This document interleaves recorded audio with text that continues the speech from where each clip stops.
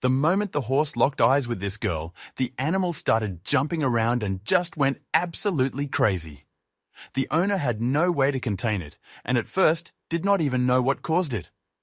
But when the horse suddenly jumped out of the enclosure and dashed towards the girl, it all became clear very quickly. When it was brought to light why the horse was doing this, the owner was utterly surprised. Matthew had no idea about what was going to happen to him that day. He was stressing out about his racehorse Phantom's first competitive event. He was paying so much attention to talking to potential bettors that he missed that a young woman had also entered the area. When Phantom, usually so calm and unaffected by the crowd on such moments before the race, was walking through the pin near the young woman, something changed in the animal. It was a change that Matthew had never seen in his life, a drastic change in the horse's behavior. The horse, out of the blue, started to go absolutely crazy. First, he started scaring people that were close to the fence, most of which took a few steps back. Then, the other horses, in a radius of 10 meters around Phantom at least, began to get a bit nervous after seeing the horse's reaction. They understood that the girl was causing it. The moment that the other horses started to move aside, Matthew had no idea yet what could be causing this unexpected outburst from his horse. The animal now started running around the pen as wild as could be, and all Matthew thought he could do was to wait until Phantom calmed down. But Phantom was far from being done. The horse started to charge a piece of gate at full speed. By this point, most of the surrounding people were already fully spectating the sudden event. This was additionally the moment that the young girl took a few steps forward, as if it were finally the planned moment to do so. Matthew's heart dropped when he saw his horse jumping over the big fence. Everyone had always guaranteed him that the height of this fence would be a jump that racing horses should never be able to make. Matthew not only feared for his beloved horse, but also for the young girl that appeared to be in grave danger. It was now clear to everyone around that Phantom had his sights fixed on the young woman and that she was probably also the reason why this normally so calm horse had been acting like a wild beast. He was now dashing towards her at full speed, and Matthew still had no idea why. Had he ever seen the girl before? He truly was afraid that the girl was in danger, as, in the end, it was his horse that was about to cause the harm. He could have never imagined Phantom to ever hurt somebody, but then again, who knew what the animal was capable of after spectating the never-before-seen events of today? But, to everyone's surprise, Phantom did not attack anybody that day. The wild horse did successfully arrive in front of the young woman on the other side of the fence, but he actually stopped right next to her in anticipation. Matthew thought for a second that the madness was finally over now, but he could not be more wrong. What came after was perhaps even more shocking. The girl, still ever so calmly, jumped on the back of Phantom, and together they started running out of the preparation area together. Phantom did not even have a saddle on his back, and still they were riding with such elegance. Matthew was, and before he could even produce a thought about what had just happened, the young women and Phantom were gone. Matthew just stood there in shock, processing this disaster, while in the back, people could still see the horse getting away further and further. One could hear screams as well, probably from people jumping out of Phantom's way. When Matthew snapped back to reality, the horse was completely gone. He realized what had happened enough to understand that the best thing to do now was to call the police. He grabbed his phone, dialed the number, and as well as he could, Matthew started describing the girl's appearance, which he luckily had a decent memory of. Meanwhile, the police tried to understand the situation. The woman that Matthew was calling with wasn't entirely sure whether they should treat this case as Matthew's horse being stolen. Still, this was what he wanted them to do, even though the horse had escaped himself before he approached the girl. There was still no sign of Phantom to be seen. But regardless of any mistakes being made, first priority was to make sure that the area would stay safe. The policewoman explained that her team was going to put out an alert to keep an eye out for the pair as a horse on the loose. It wouldn't be the first time in this town that such a wild animal would cause a dangerous situation. Only minutes had passed before dozens of tips and sightings began to flood the police station. A police car was already on its way close to the site, while another team deconstructed the location of the horse, based on pinpoints where the callers came from. This way, officers were able to determine where the horse was going. Phantom, meanwhile, undisturbed and still with the young woman on his back, was running straight through the city. It became clear eventually that the horse was running in the direction of the suburbs on the other edge of town. How did this horse seemingly know without a doubt where to go, and what was their end goal there? Although the town was built entirely in a grid, meaning that it was relatively easy to follow the horse in its tracks, the pair ultimately made their way out of the city. After this, the sightings started to dry up steadily, until there were none left to report. The police search continued, although they had no idea where the two were now. Police cars investigated the area where they were last seen, but the pair had seemingly vanished into thin air. But how could a horse of that size just suddenly disappear? With no other leads or sightings, it was difficult for other police to determine the next step. They decided to go talk to some people at the races. Maybe somebody here knew who the girl was and they could help lead them in the right direction. Or maybe they could find out more about the motivation for this girl's actions. There were so many questions that needed answering. Luckily for Matthew and the police, most people were still present at the racing area as the horse races still went ahead as planned. There were a couple races that Phantom was not scheduled to compete in, and in the once that he was, there would just be an empty spot. But this had some unforeseen consequences. One horse escaping was not enough to cancel the whole event, even if that horse had quickly been becoming the bettor's favourite. Something that Matthew had first seen as a good thing, but now that he returned to the area, had become a big burden. When Matthew showed his face at the area again, he was greeted by a lot of angry bettors that had put a lot of money on a horse that last minute did not appear at the starting line.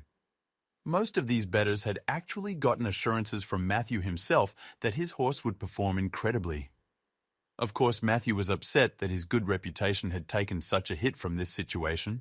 But if he was being honest, he didn't really care that much. All he wanted was Phantom back. And maybe some of these bettors had seen the girl enter the area, or perhaps someone knew who she was.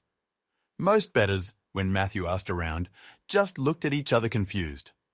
All they had seen was the girl riding off on Phantom. They had actually assumed that he was running a scam and that the girl was Matthew's accomplice. That he had planned for all this to happen so that his horse would not have to race. Matthew found these accusations absolutely bizarre and assured some of the betting men he knew personally that most hurt due to today's events was he himself. Yet, it was not totally uncommon in the reading world. Some notorious owners have taken in bets and disappeared with their money and their horse. He was here now to gain information, not to justify his horse's actions. It became more and more clear that he was not going to get many answers from the bettors that were still present around him. The poor horse owner started to lose hope, but then somebody suddenly bumped into Matthew. It was not just a mere bump, rather, it was a full and direct impact. The hit was so hard and out of nowhere that the preoccupied Matthew could not hold his stand. He lost his balance and fell to the ground. And hereafter, before he could process what just happened, the man who bumped into him was already helping him up. Poor Matthew touched his shoulder, and fortunately, nothing internal seemed to be dislocated. Then, he felt something was slipping in his hand and that the other man was doing this. When they were both standing again, the unknown but mannered man apologized to Matthew, nodded at him, and walked away quickly. The police officers that had been surrounding Matthew for the last hour or so were still speaking with some bettors, and therefore hadn't seen the ordeal happen. This gave Matthew the opportunity to secretly look at what had just been put in his hand. It was a small note that was folded a couple of times. "Meet me behind the stables in 5 minutes. Don't bring the police." It was hastily scribbled down, but the message was clear. And yet, Matthew had no idea what this man wanted from him. He hoped with all his heart that information regarding the location of Phantom could be gained, so he was willing to take every risk. The next thing Matthew did was to walk over to the policemen. He told them that he had to make a couple of private calls, and they reluctantly agreed while still fixed on some betters around. Matthew hurried to the backside of the stables, where he hoped that the mysterious man would already be waiting. Luckily enough, the man was there. Matthew nearly ran towards him, although he did not want to make a scene. He was so desperate for answers, but the man gestured that he needed to stay calm and be quiet. From behind the stables, Matthew realized that no one could see him anymore.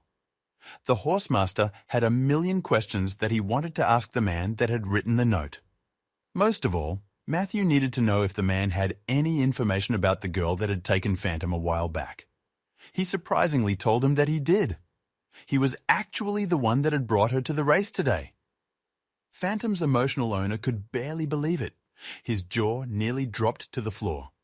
This was the lead he had been looking for. Finally, he would learn about the young girl's motives. So many questions floated to the top of Matthew's mind, but then the man quickly dampened his expectations.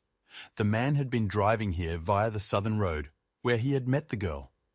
She was hitchhiking along the way here, and since he was coincidentally planning on coming to the races today himself, he allowed her to drive with him. They barely even spoke a word during the drive that had taken all morning. Matthew had hoped for more, he admitted. While he was still being a bit disappointed, the man did have some other crucial information for him in search for the girl. He interrupted Matthew and started telling him about his morning, and specifically, where he had picked up the young girl exactly. There were 3 reasons why the man did not want to get the police involved.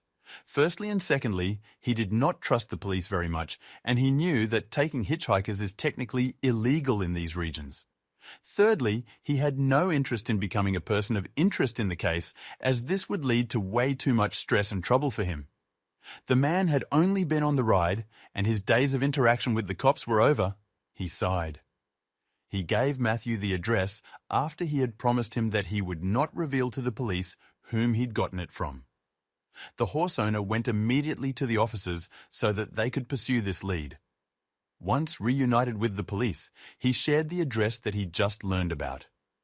One of the officers asked how he received this information, but luckily they accepted his source to remain anonymous. The location was about a half-hour drive away from the city in the direction that the girl had run off to, which was a very good sign. Due to the rush they were in, the officers had not checked anymore what kind of address it actually was. When they arrived, the police team, with Matthew in the back, had to check twice to see if he hadn't made a mistake. After having done so, Matthew still thought that this could not possibly be the right location. The address was, coincidentally, a beautiful-looking farm where Matthew could see dozens of horses parading around the fields. Matthew thought that this place looked like a paradise, if he ever saw one. Did the mystery girl really come from here? And more importantly, did she take Phantom to this place? Matthew and the officers stepped out of the car, knowing that they did not have much to go on and would have a tough time arguing to whoever owned this place. They were above anything else coming here to look for Phantom, a missing horse. No one had come from out of one of the houses yet to greet them. But things became much easier when they slowly made their way onto the terrain. There were a bunch of people, most probably in their 20s, walking around in the backyard, and from the way they were dressed, they seemed to be horse caretakers. Then, Matthew actually spotted the girl that he hoped to see here. When the girl saw that they were approaching, she looked as surprised as Matthew was by all of this. And although she was probably startled, she obviously also realized that there was no way to go escape to. That's why she stood still, facing the men, waiting as they quickly approached her and her companions. While all 3 of them started immediately firing questions at the girl, behind them an older man and woman came running out of the main building of the farm. They did not appear as friendly as the girl did. Both of them started yelling what seemed to be questions regarding what they were doing to their daughter. It took a while before the situation finally calmed down enough for people to actually understand each other. One of the policemen proposed for everyone to sit down at a picnic table nearby the place where they were standing. When they started to properly discuss what happened exactly, things cleared up pretty quickly. The farm appeared to be no ordinary animal ranch, but rather some sort of rescue center for horses.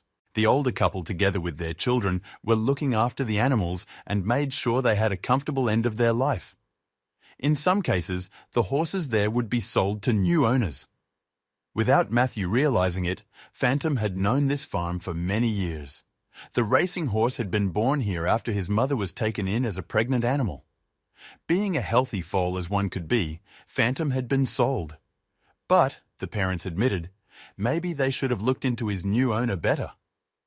The man they sold the foal to was from the other side of the city where the racing culture is strong. He apparently made up a lie that the horse was born from a prima racehorse and that he therefore worth a lot of money. Matthew, as the third owner, had fallen for this scam and bought the animal for a large sum of money. During Phantom's first years on this farm, the couple's youngest daughter, Stacy, had spent a lot of time with the foal. Their strong band resulted in her immediately recognizing him at the race that morning. Even though they had both grown up in the meantime, Phantom had recognized Stacy as well. She admitted to have made a stupid decision to take off like that on Phantom's back. But it was the horse that approached her, and he willingly went with her to get away from the racing tracks. Stacy admitted as well that she wanted the animal back at the farm, although she hadn't been thinking about the consequences. While everyone at the table was touched by the story, especially Stacy's parents were astonished. They did not even know that Phantom was now in one of their stables.